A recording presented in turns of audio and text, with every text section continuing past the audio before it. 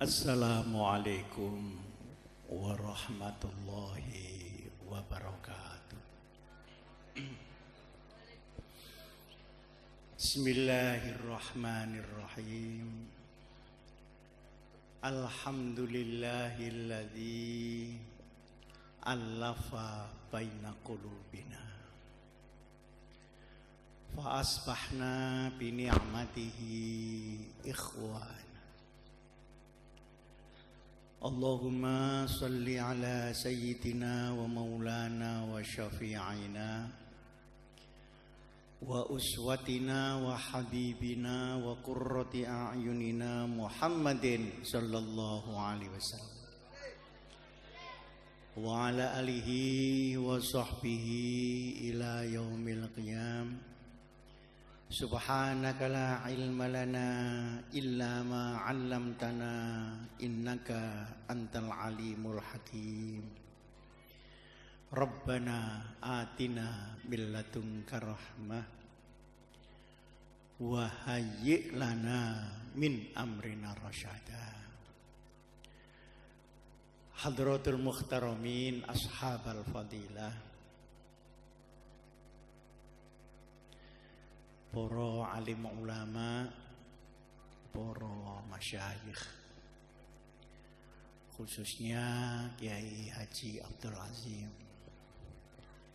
Kiai Fuad, pengasuh pondok pesantren dan zuriat yang saya muliakan, anak-anakku, adik-adikku dari alumni pesantren Sidogiri yang saya muliakan. Alhamdulillah, sekalipun waktunya pas-pasan, saya dapat silaturahim muwajahah untuk menghormati pertemuan alumni ini, sekaligus memberikan sumbangan pikiran. Mudah-mudahan menjadi maslahah fid dunya wal akhirah. Saudara-saudara, anak-anakku, alumni sekalian yang saya hormati,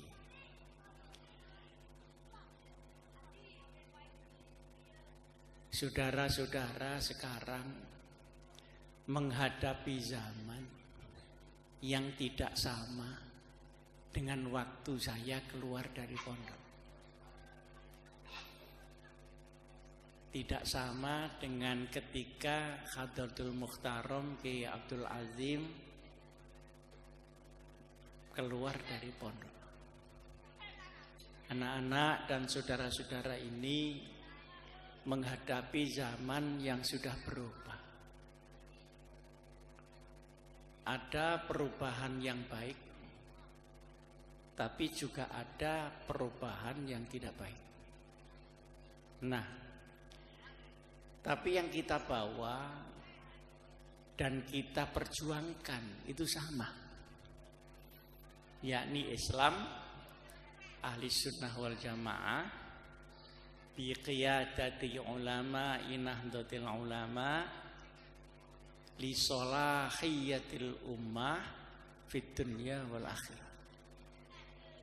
Jadi umpama orang dagang, barang yang dibawa itu sama, tetapi keadaan pembelinya tidak sama. Sehingga bagaimana caranya menawarkan barang ini cocok dengan pikiran pasar, pikiran para mujtama yang ada pada zaman sekarang. Saya ambil contoh begini. Nahdlatul Ulama ini umurnya sudah 90 tahun. Menurut ukuran Hijriah. Kalau diukur menurut ukuran miladiah itu 87 tahun. Ada sebuah hadis Rasulullah sallallahu alaihi wasallam. Innallaha yab'atsu li hadhil ummah ala ra'si kulli mi'ati sanatin mayyujaddidu laha amrodiniha. Allah Subhanahu wa ta'ala setiap awal dari 100 tahun satu kali selalu saja mengirim hamba-hambanya yang soleh untuk memperbaiki tajdid di dalam penyampaian agama. Kenapa? Karena generasinya berubah, keadaan masyarakatnya berubah. Saya dulu waktu kecil pekerjaannya main kelereng, main layangan. Cucu saya sekarang sudah main komputer, main game, main HP, main internet, main Facebook, dan sebagainya dan sebagainya. Pikiran-pikiran mereka sudah dipengaruhi oleh zamannya, lebih banyak dari dipengaruhi oleh ayah dan ibunya. Sehingga timbul pertanyaan, generasi yang sekarang yang akan saudara hadapi itu, kalau saudara-saudara sudah terang, ini alumni Sidokiri, tapi saudara-saudara menghadapi masyarakat yang sudah berubah. Anak-anak ini coba dipikir mereka ibnu abaihim au abna'u zamanihim. Anak-anak nanti yang akan saudara hadapi itu anak dari ayah-ayahnya dulu sehingga pikirannya seperti itu, apa anak zamannya yang zaman itu seperti sekarang ini. Yang ibn abna'u abaihim tidak banyak. Mungkin termasuk saudara-saudara ini, Allahumma amin. Tapi sebagian besar ibnu abna'u zaman, cara berpakaian, cara bergaul, cara berpikir, cara mencari uang, cara perjuangan, semuanya berubah. Nah, sedangkan yang kita bawa sama, yakni Islam ahli sunnah wal jamaah. Tetapi yang menerima berbeda, maka tidak bisa lain kita harus memperbaiki cara untuk menyampaikannya. Nah, itu namanya tajdid, pembaharuan. Nah, tajdid menurut Nahdlatul Ulama itu tidak sama dengan tajdid menurut orang lain. Kalau tajdid menurut orang lain itu ya kita bikin yang baru. Nah, kalau Nahdlatul Ulama yang berpikiran ahli sunnah wal jamaah, tajdid itu bukan ja'ala jadidan, tapi ja'ala syai'al qadim kal jadid. Saya ulang ya. Jadi tajdid pembaharuan menurut kita itu bukan ja'ala jadidan, tapi ja'ala syai'al qadim kal jadid. Kita membuat barang yang lama itu kita pasarkan, kita promosikan seperti baru kembali. Jadi kita tidak merubah syariat, kita tidak merubah akidah, tapi thariqatul ilqa, thariqatul dakwah itu kita harus melihat mukhatab, tidak cukup hanya melihat mutakallim. Saudara, kenapa dakwah-dakwah kita banyak yang gagal? Terutama dakwah di anak-anak muda sekarang yang sudah keadaannya seperti itu. Karena pikirannya orang yang dakwah ini hanya pikirannya dia tidak mau menyelidiki kemauan daripada mukhatab yang mereka dakwahi. Padahal khutbah itu lil mukhatab, tidak ada khutbah lil mutakallim. Kalau khutbah lil mutakallim itu namanya tausiah. Tapi yang namanya khutbah itu yukhatibun nas wa kaifa ahwalun nas wa afkarihim. Ini harus diteliti benar-benar. maka timbullah patokan di dalam menggerakkan agama di tengah-tengah masyarakat itu al-muhafazah alal qadimis shalih wal akhdhu bil jadidil aslah. Nah, al-qadimus shalih itu apa saja? Dan al-jadidul aslah itu apa saja? Karena kalau kita tidak teliti, al-qadimus shalih ini ketemu al-qadim al-qabih. Kalau al-jadidul aslah kita tidak teliti, nanti akan ketemu al-jadidul akbah yang lebih jelek. Maka di dalam meneliti al-qadim shalih, kita urut kembali mulai akidah, syariah, akhlak. 3 ini, akidah, syariah, akhlak. Ini jangan berubah. Tetapi banyak juga hukum-hukum yang karena perubahan zaman ya harus berubah. Biasanya hukum-hukum muamalah, hukum-hukum perdagangan, hukum-hukum mungkin pernikahan. Contoh begini, kalau sampai membaca takrib atau kitab Sulamut Taufik atau Safinatun Najah, menurut Imam Syafi'i, kalau orang jual beli itu harus ngomong, saya beli ya, lalu yang jual bilang ya saya juga. Kalau sekarang seperti itu sukar. Misalnya saya mau mengambil ATM, ini sudah bawa kartu, terus ada mesin di situ. Saya mau ngambil loh ya. Nanti kata mesinnya, ya ambillah itu. Masa begitu? Jadi akad itu berupa kesepakatan. Itu adalah akad. Tidak hanya qauli, tapi waqi'i dan amali. Sekarang, satu contoh. Perjalanan jauh. Menurut Imam Syafi'i 89 kilo. Bisa jamak dan bisa qasar. Saya berangkat dari Malang jam 7:30 pagi. Naik pesawat sampai Jakarta itu baru jam 8:30 pagi. Itu yang saya kosor apanya? Wong ndak nerjang zuhur, ndak nerjang asar. Padahal itu kan 1000 kilo.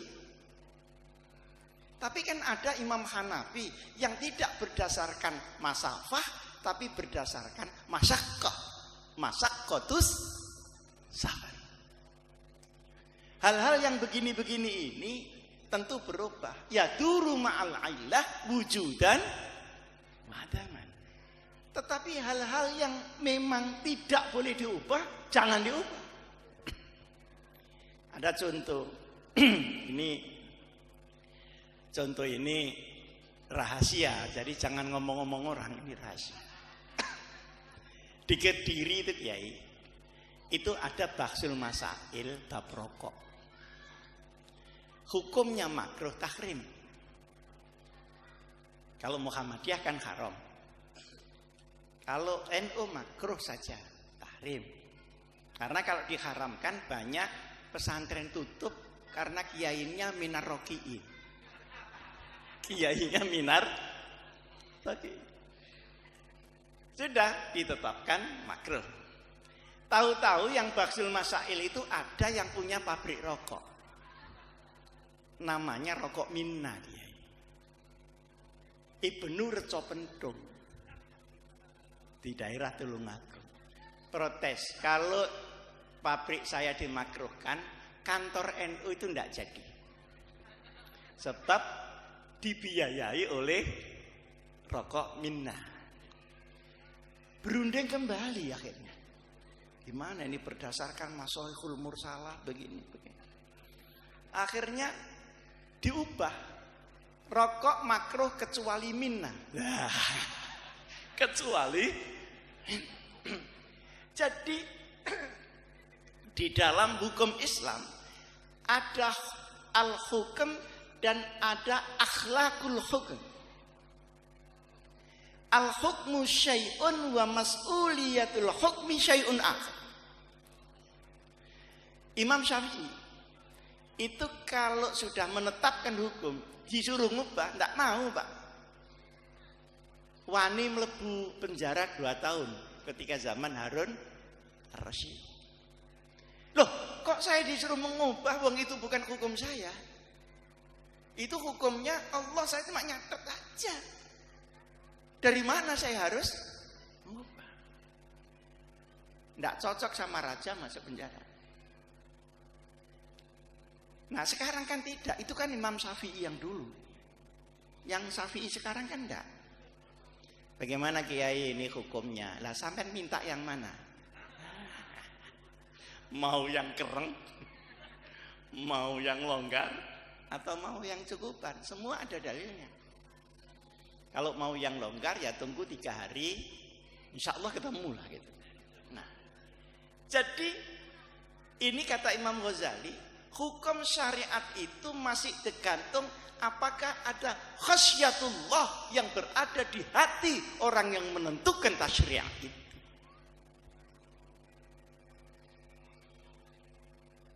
Jadi yang kita bawa ini sama, tetapi karena zamannya beda, maka caranya harus beda. Nah, cara yang beda itu kita harus meneliti dulu keadaan zaman ini seperti apa, sehingga saya nanti masuknya dari mana, sela-sela. Dulu waktu kita masih kecil, tadi saya omong-omong sama Kiai Fuad, dulu itu enggak bisa membayangkan Rasulullah kok bisa ya dari Mekah mengetahui keadaan di Masjidil Aqsa. Dulu Pak, bingung. Tapi sekarang ada TV, apanya yang bingung? Ada TV. Di dalam tengkuk kita itu nanti di akhirat akan keluar buku. Disebut buku Kitaban Mansura. Buku yang akan keluar dari tengkuk kita kemudian dibeber oleh Allah. Iqra' kitabaka kafa binafsikal yauma alaika hisab. Wis waca dhewe kelakuanmu. Gak iso mikir, Pak. Tapi sekarang chip yang sekarang ini sekian, itu sama dengan 1 perpustakaan Pak isinya. Oh, berarti benar. Besok di akhirat tangan kita yang ngomong. Iya, kaki kita yang menyaksikan, lidah dikunci. Mikir kita, loh, masa tangan bisa ngomong? Masa kaki bisa ngomong? Loh sekarang kaset saja bisa ngomong, plastik gimana? Masa plastik sama tangan ini lengkap plastiknya?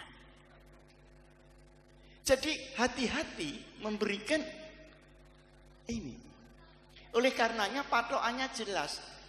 Bil hikmah wal mau'izatil hasanah wajadilhum billati ya ahsan.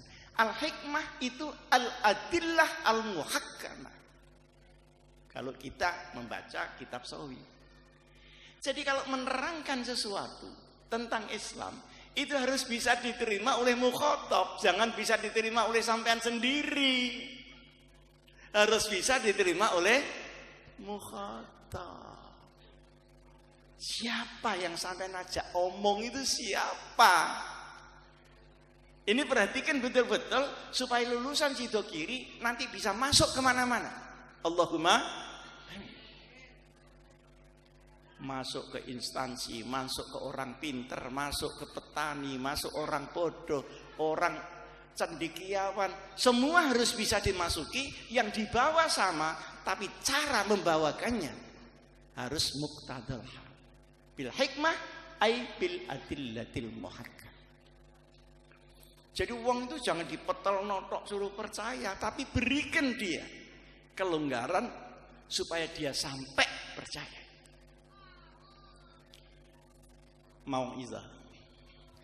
Mau'izah itu sekarang juga sudah sulit. Kenapa? Karena sekarang jarang orang omongnya didengar orang, Pak.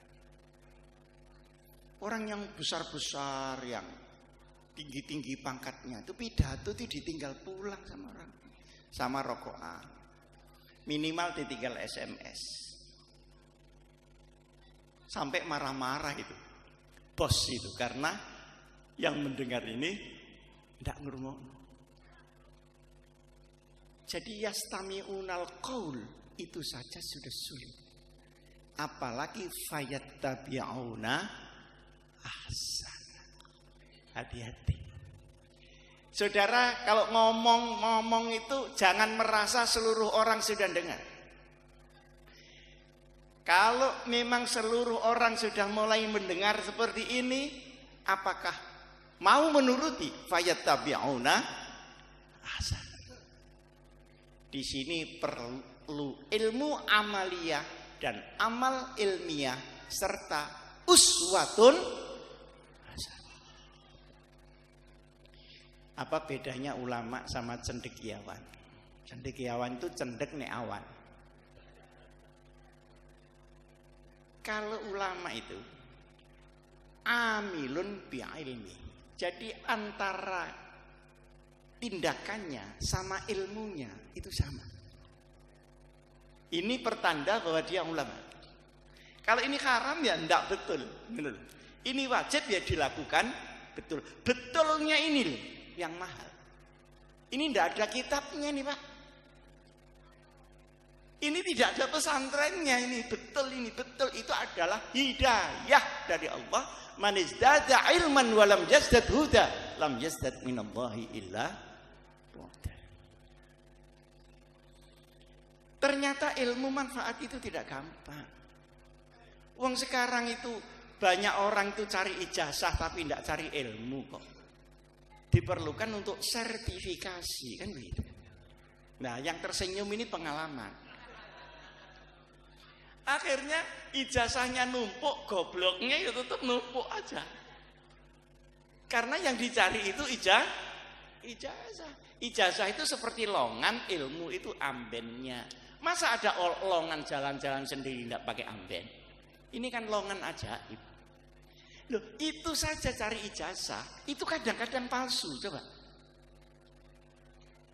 Biasanya untuk pilkada begini.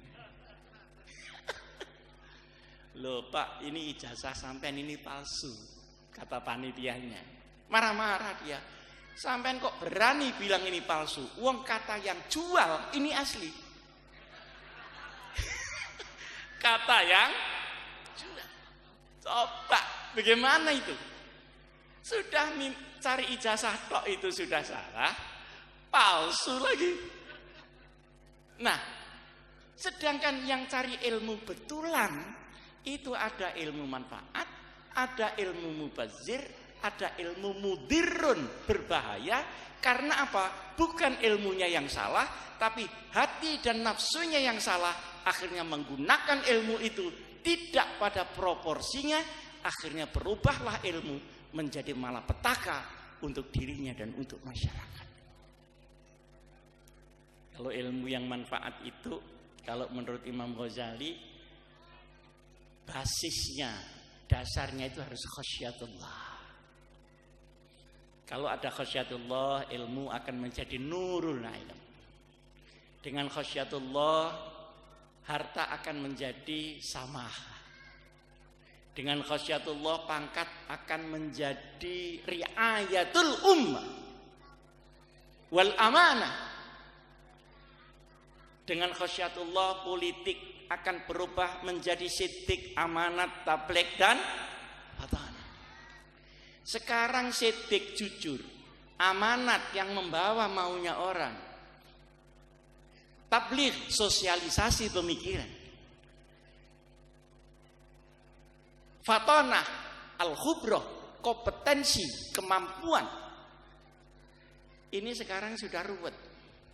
Siddiq sama Amanat itu sudah lama pergi sampai sekarang tidak pulang-pulang. Tidak tahu kemana perginya Siddiq dan Amanat. Orang jujur sama orang amanat itu sulit apa gampang sekarang? Masya Allah, tidak tahu kemana Siddiq sama. Kalau tabligh masih banyak Pak. Misalnya di jalan-jalan pilihlah saya. Saya adalah pembela rakyat, jujur, sederhana, anti korupsi. Kata siapa? Ya kata gambar itu sendiri. Bukan kata Lah Fatona itu sekarang sudah ketangkep KPK. Tambah repot mana? Jadi ini ruwet karu-karuan. Nah, sehingga sebetulnya politik itu mulia di tangan orang yang mulia, dan politik itu rendah di tangan orang yang rendah. Politik akan menjadi penipuan ketika dia berada di tangan orang yang khianat. Jadi jangan nyalahkan politiknya, tapi yang membawakan. Nah, ini semua dengan ada khasyatullah, semuanya akan jejak. Ekonomi sama. Kalau ekonomi ini bagus dengan khasyatullah, rakyat akan cepat makmur. Yang merusak hutan itu bukan orang hutan loh. Itu ahli hutan di Jakarta yang merusak hutan di Madura. Jadi ilmu yang manfaat itu ilmu yang khasyatullah. Mondoknya boleh sebentar, tapi karena berkah pulang jadi kiai. Ada yang mondoknya lama pulang jadi makelar, alhamdulillah. Ada yang mondoknya sebentar ndak jadi apa-apa. Macam-macam. Dan ruhul ilm itu tidak ada pada ilmunya, tidak ada pada kitabnya, tapi berada pada hidayah yang tumbuh dari khasyatullah. Belum tentu kalau kiai itu kitabnya sak tumpuk, itu belum tentu. Tapi ruhul jihadnya dan istiqomahnya ini yang menentukan segala-galanya. Mudah-mudahan anak-anak semua punya ilmu yang manfaat. Pertama, ada ilmu yang mubazir. Orang itu pinter, iya. Terus ya pinternya sendiri aja. Orang lain juga tidak kebagian pinternya. Dia sendiri juga tidak manfaat dengan pinternya. Sudah jadi profesor, itu cicilan rumahnya belum lunas-lunas. Padahal jadi, saya punya teman doktor. Doktor itu paling tinggi, di atasnya lagi sudah kopiah sudah. Hebat. Tapi kalau pulang dimarahi istrinya, itu bisa goblok mendadak dia. Jadi kalah-kalahnya sama istrinya.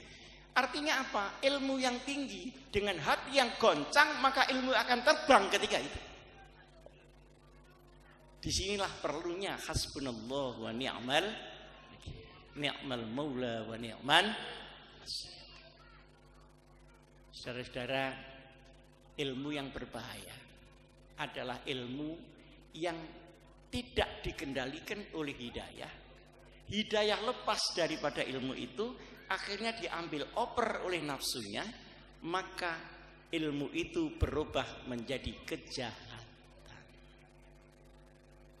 Man izdada ilman wa lam yazdad huda lam yazdad minallahi illa bu'da. Semakin pinter orang, semakin hidayahnya ndak nempel sama pinternya, dia akan melenceng semakin jauh dari Allah Subhanahu wa taala.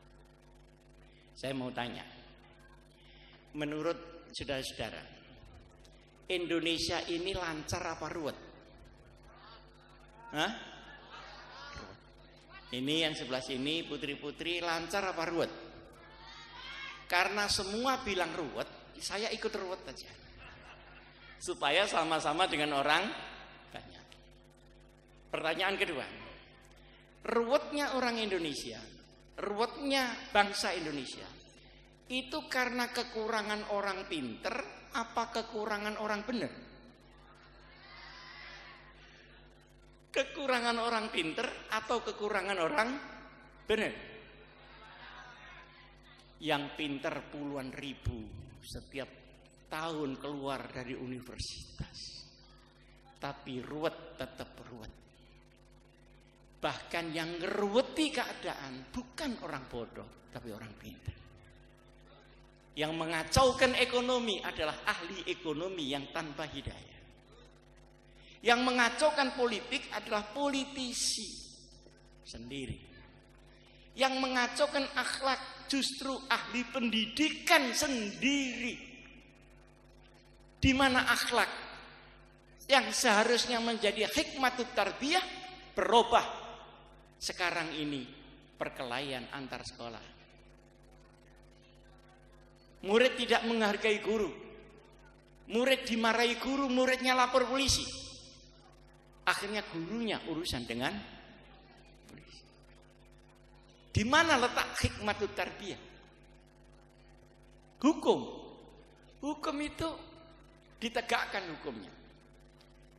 Orang ahli hukum bisa menegakkan hukum, bisa juga membela hukum, bisa juga makelar hukum, bisa juga jual beli hukum.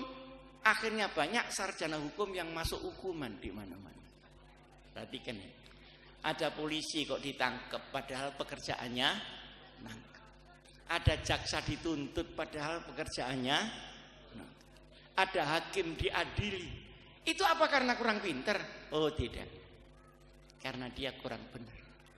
Nah, pesantren itu hebatnya tidak hanya mengajarkan ilmu, tapi mengajarkan hati.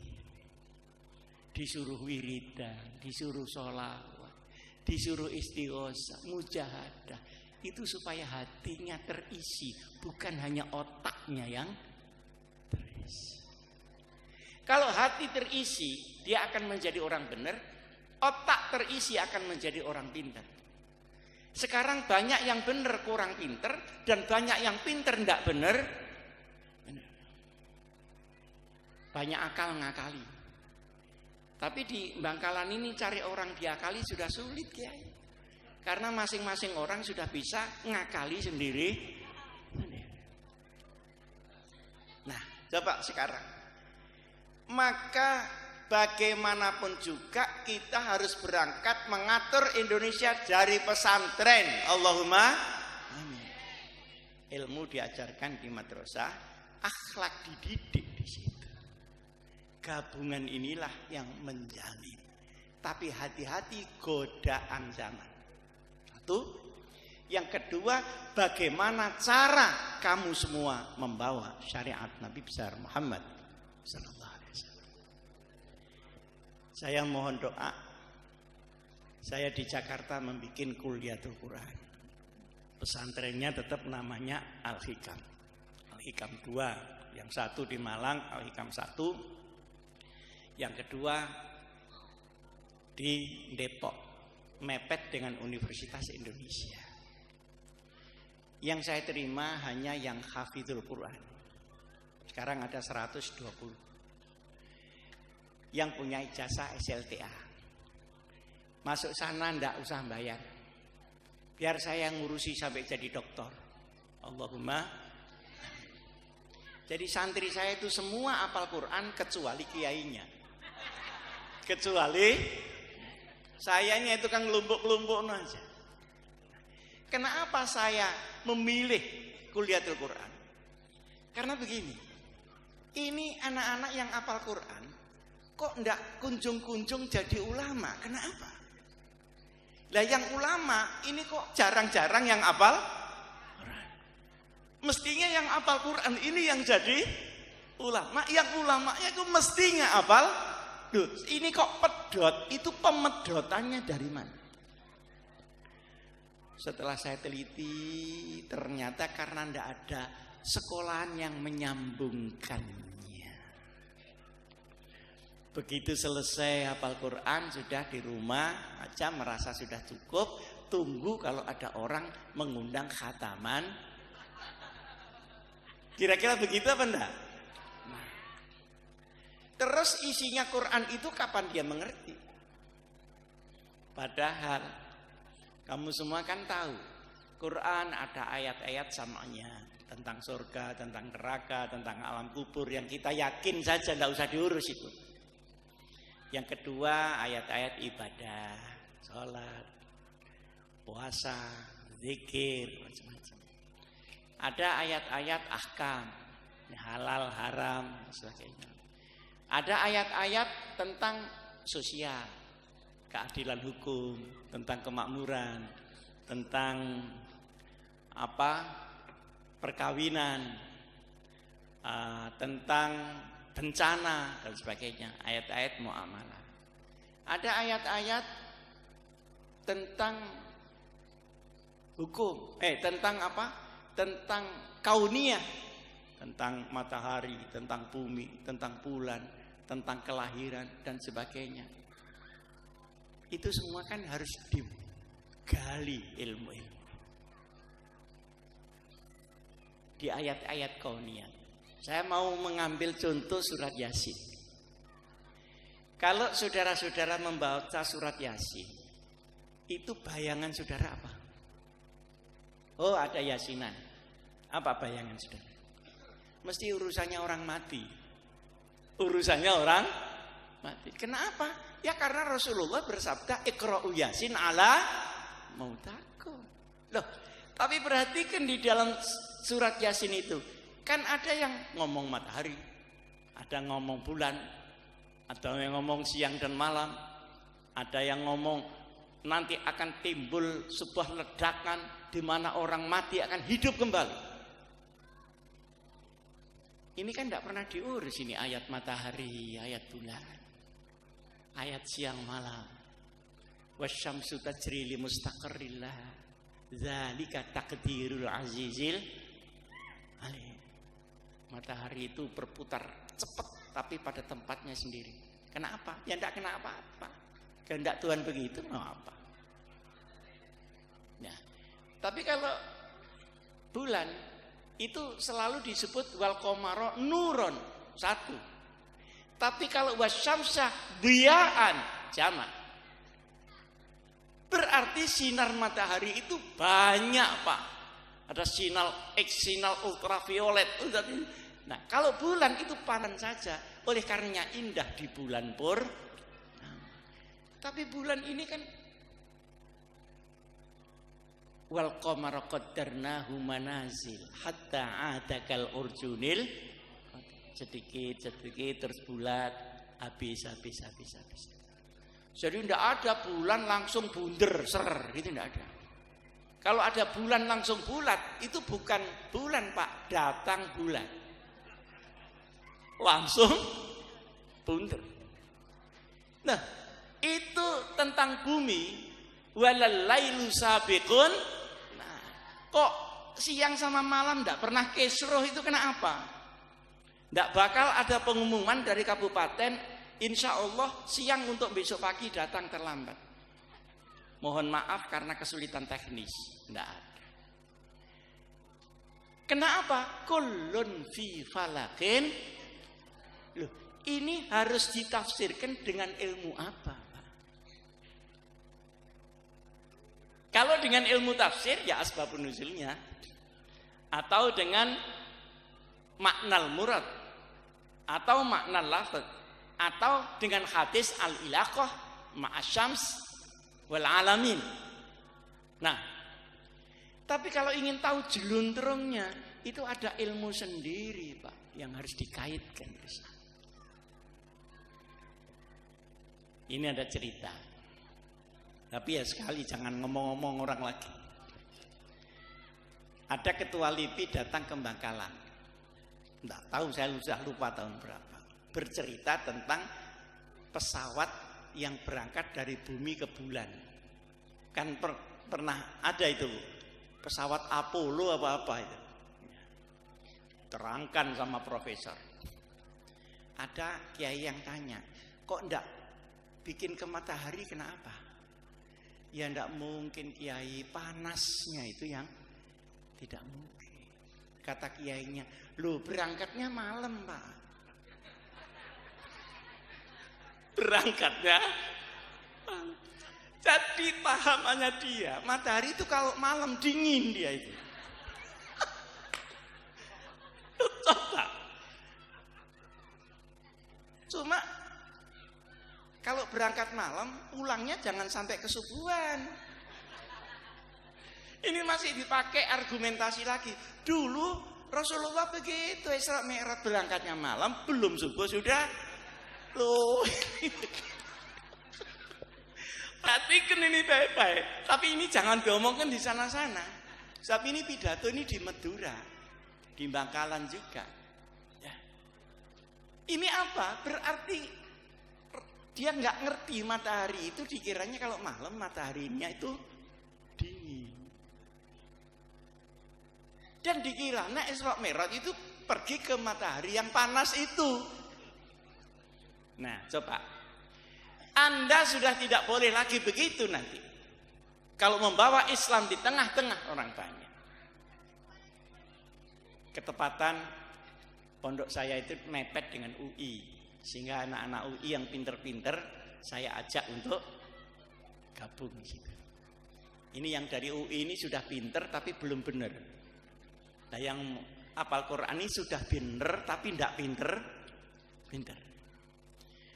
Orang bikin pinter menjadi bener lebih sulit daripada membikin orang bener menjadi pinter. Waduh, kalau anak yang nakal-nakal itu suruh sholat bantah terus.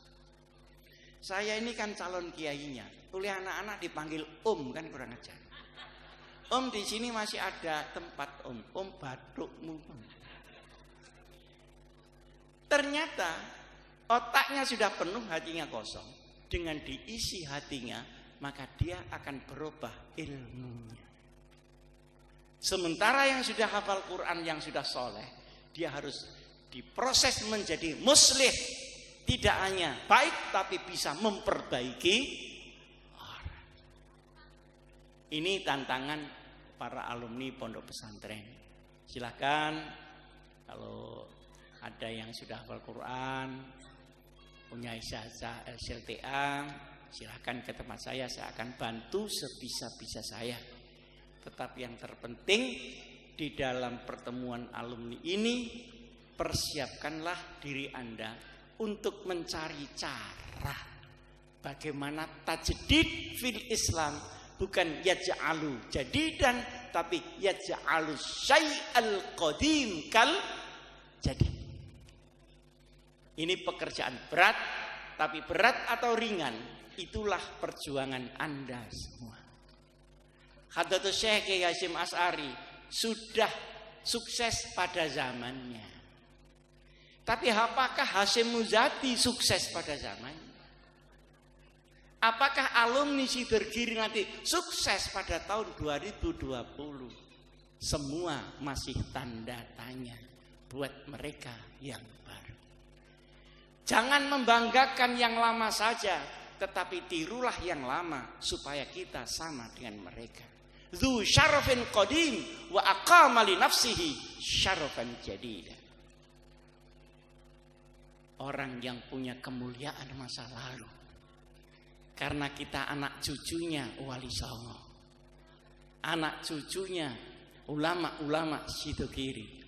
Anak cucunya Syekhona Khalil. Anak cucunya Hadratus Syekh Kiai Hasyim Asy'ari. Anak cucunya Kiai Samsul Arifin Sukorejo. Anak cucunya Kiai Iksan yang di Jambes. Berarti kita punya kemuliaan masa lalu. Tetapi apa yang kita lakukan untuk kemuliaan kita masa kini? Nahdlatul Ulama, bikinan para ulama kita, harus kita rawat.